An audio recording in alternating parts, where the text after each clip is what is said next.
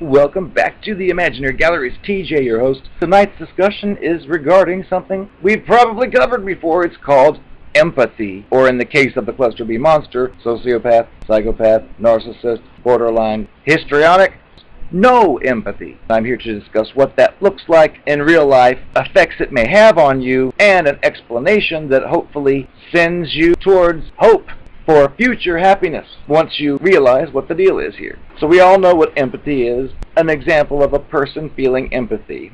About a year ago I lost two of my precious little baby dogs, and if I was talking to another person, they were discussing something, and I said, "Oh, what are you talking about?" And they said, "Oh, my dog, he's 17 years old." I would immediately think of my own situation when my little doggies were 17, and I might see a look of distress on her face, or his face, and immediately zero in on, oh my goodness, I know that feeling. The empathy there is when I hear their words saying how the health is deteriorating or something, I'll relate to that and think, oh, I know what that's like, and I'll feel it. I'll also know that they're probably not very happy right now, so if I had a serious question about something unrelated, I would save it for later. Empathy. Now I can give an example of no empathy, which is kind of what I have a job in a business place. I was on a telephone speaking with customers who owed money. Well, I didn't know any of these people. I was looking at a computer screen and a name and listening to a voice. So when I would hear tragic things like, "Oh, I just lost this," or "Oh, I'm sick," or "Oh, I fell down and broke my hip," or anything like that, I would just be like, okay, well,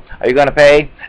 And that is kind of like the psychopath, because they treat it like it's just business. I didn't know the person, it was just a name on a screen, so I didn't really feel anything. Now, I did at one point. One time I did get a call where a man was upset because a lady had called. He said that she had screamed at them and that they had just lost a dog of so many years, like an older dog. And when I heard that, and this was before mine, tears actually started to come out, which is sick, but it happened because I just could relate to a story because I've had old dogs before. That's non-empathy and empathy in the same example. It's difficult to accept in many cases, especially if you're dating somebody now and you're in that idealization phase and somebody says that's a narcissist. You look into it and you see the characteristics commonly listed, you'll be thinking, that's not what I'm seeing. You're wrong, because you're being love bombed. You can do no wrong. Your every need is fulfilled, even if you didn't ask for it to be fulfilled. It's anticipated and looked at by this creature. For something like that to happen, that's a very special occurrence in someone's life, because, face it, regular people aren't that caring, usually. These creatures know this, and they deliberately overcare and plan to impress you. If you say you're being a bit too nice, is this fishy, is this fake? They're, of course, not going to say, "Oh, yes,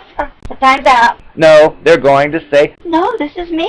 This is who I am. Hasn't anyone ever been nice to you before?" Fake. You don't know it's fake when you're entering into the situation, so it's like you're walking into a wonderful amusement park with all your favorite rides and candy everywhere, free. And you feel so comfortable with this person because they're doing so much for you. You may even say something embarrassing about yourself, maybe even as an unconscious test, just to say, is anything going to turn this person away from me? Like if you say, oh, I just laughed and had diarrhea down my leg just a moment ago.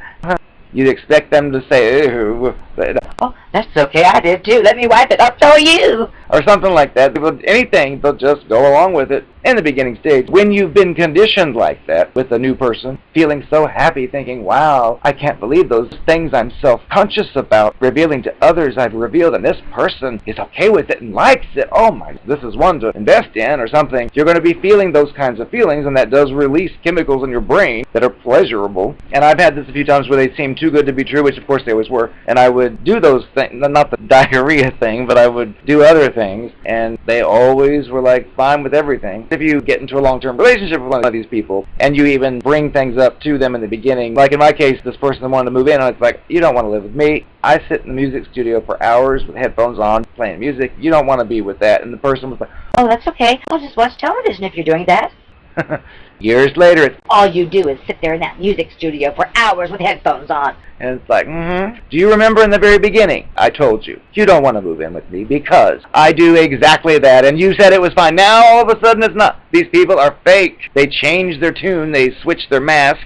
The things they loved you for, they hate you for at the end. It's just sickening. When we've been groomed the way they do in the beginning stages, it eventually switches to the devalue, and that can happen when you show too much love for them, or, in my case I've noticed, once you start to figure them out and start quizzing them on themselves. They don't like that at all, especially if you have a memory like I do. I remember everything in many cases, and I will be like, remember this conversation here? And then they'll have to backtrack, but still they always have to win, remember, so they'll still try to end the conversation thinking they're on the top, even if it results in them lying, because to them that's the same as winning. It's hard to think of a person that's like that, lacking empathy, because the other day you sneezed and that person ran to the drugstore and brought you some cold medicine. Just like that, when you didn't even ask. With that kind of attention, you are thinking, wow, that person's more than empathetic, that person's wonderful, and you'll think it's real in many cases. And if you question, of course, I've told you, they'll just say that, oh, this is me. So you're really not to blame in this case, because you don't have anything else to go on. Sure, it might feel wrong, it may feel too good to be true. You may ask, is this too good to be true? But remember, you won't get that answer.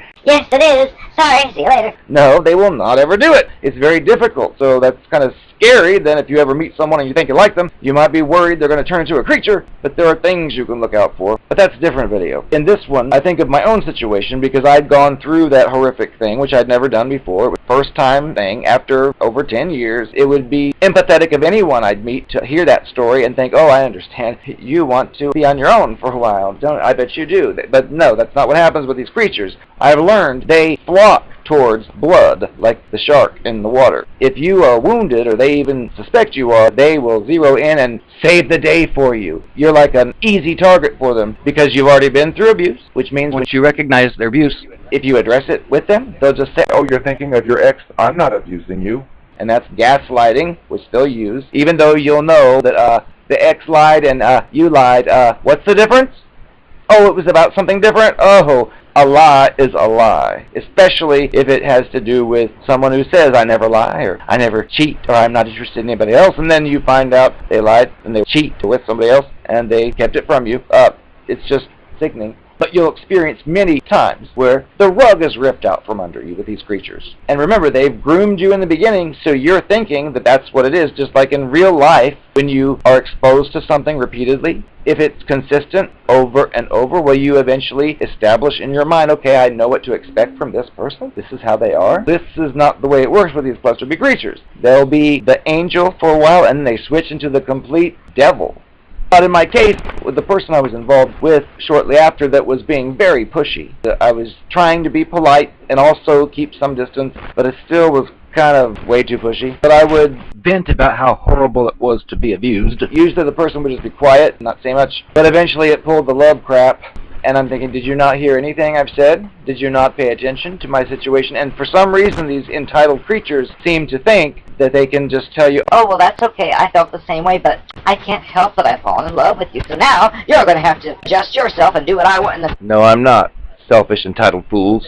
But they think that you're going to just take their fake charm, just abandon your own ideas. Because I think what it is they make up stuff. Like, when you're saying, I don't really want to be with anyone at all right now, they think it's like when they say that. Like if number 6 on the list says, hey, I want to get together and marry you, or something, then they'll say, oh, I don't want a relationship right now. But then the one they're pursuing, that's the number 1 target supply, they'll be saying, oh, I'd love to marry you. Here's my ring. They'll frequently bring flowers to multiple people that they're trying to pursue. I see it like a desperate person for a job who sends out 1 million applications to everyone, but tells each company, oh, this is the only place I'm applying. This is the only place I'm applying, and yet it's a lie. But my problem was, after I was kind of settled with the person after a while, a regular thing, which I didn't want to do, but somehow fell into it.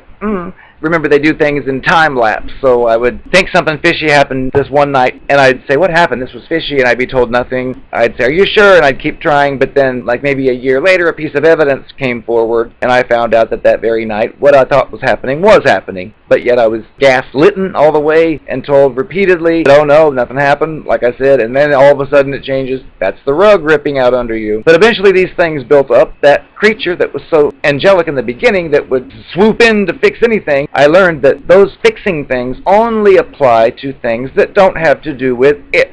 Because naturally you would think if someone cares that much about you to bring you the cold medicine, that if you become upset with something they're doing, that you could sit them down and speak to them about it, and they would say, oh, I'm going to fix it now. And they would. Doesn't happen with these creatures. They have no mechanism of dealing with it except turning it back around, telling you that you're bullying them, refusing to address what they've done, bringing up something you've done, blaming you, and it's a sickening feeling because you're thinking, I've been conditioned to think this person cares about my every need, and now they're doing this when it's something I really asked for? I didn't want that cold medicine. That's part of your process to realize you're dealing with one of these dangerous, toxic creatures when these things happen. That's not normal for somebody to be there for your every single need in one moment, but then when it's a need that has to do with them, they're going to attack you and tell you you're being paranoid. That's just bizarre to go through because you're an adult and you don't expect adults to behave in that manner. Well, these are children. Remember, they only made it to about the 7th year maturity level. That's what they are in an adult body now. So keep that in mind. That's how they can tell 6 different people, oh, you're the only one, simultaneously.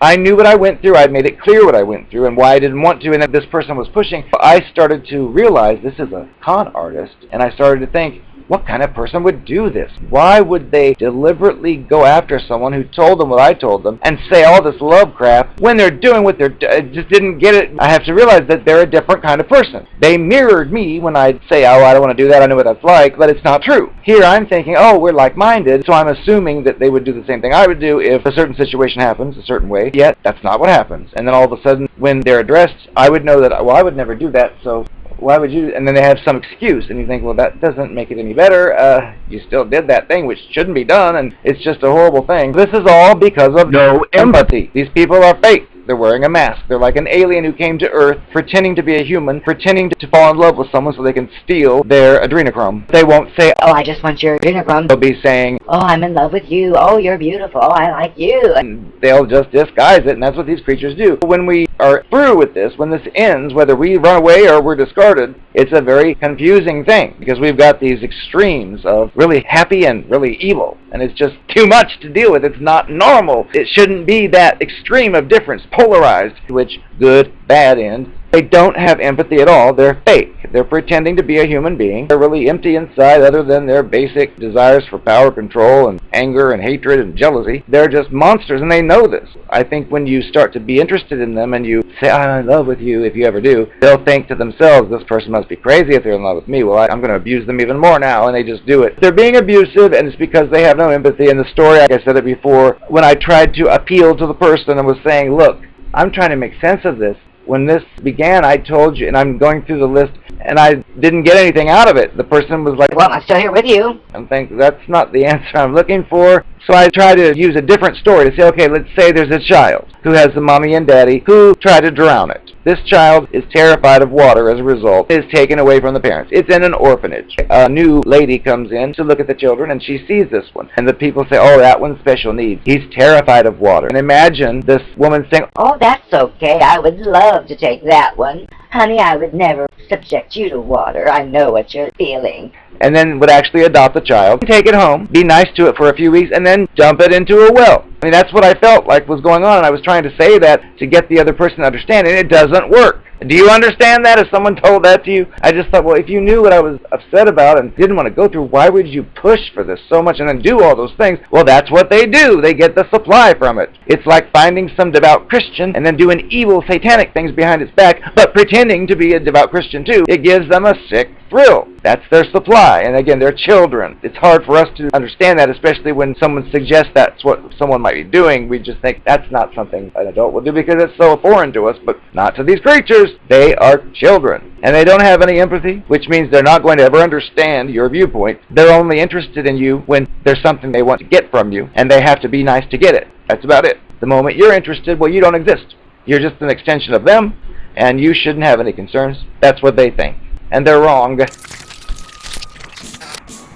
Hi, I am the most beautiful narcopath you've ever seen. I know you're ready for more of my lovely confessions. You better behave or I'm gonna whip you. I understand it really bothered you to find that I told you I loved you and we're gonna live together forever, and then just up and left you like that, and you just didn't understand how I could do such a thing. Look, you must know, the Narcopath has a lot of traffic. Of course, I told you you were the only one, but I tell that to everybody. Well, there are several only ones, yet none of them know about one another. That's how I maintain my operation successfully. You were #1 A grade supplied for a while, but once you started catching on to some of my secrets, I figured, well, you're not worth as much anymore, and I could do better with someone vulnerable that didn't have any clue what I was up to. And there were several of those. Of course, eventually they all pretty much figure it out. Then I usually move to a new city and start all over, because word gets out. Usually I can deflect all that. If someone says they heard that I had 6 other lovers, I just say, oh, that person just wants to be with me and I rejected him or her. That person's just jealous. And that usually works. People started talking about that being my technique, and I had to move several times. As far as all my love and all that, those are just words I've heard other people say that tend to get me what I want. I don't really mean any of them, so don't take it personally. I just had more business to attend to, and you weren't a part of it anymore. As far as love goes, Just a word, I don't know what it means. Who says I can't love you today and then be in love with someone else tomorrow? I know I talked about us spending forever together, but again, those are just words. There's no forever. One day you'll learn. It's your fault anyway. You're to blame. And yes, I used you for supply, so I could feel like I meant something. I knew that if I could do the things you didn't like secretly and leave just a few breadcrumb clues, you'd find out about it, and then you'd want to talk about it, and I would just attack you and say, Would you stop putting me down? You think you're perfect, don't you? So what if I lied after telling you I never lied? So what? You had gone out to that party that one night and didn't ask me to go. So there. you just need to realize that nothing that goes wrong is ever my fault. It's always someone else. Because I'm perfect, I know it all. You don't.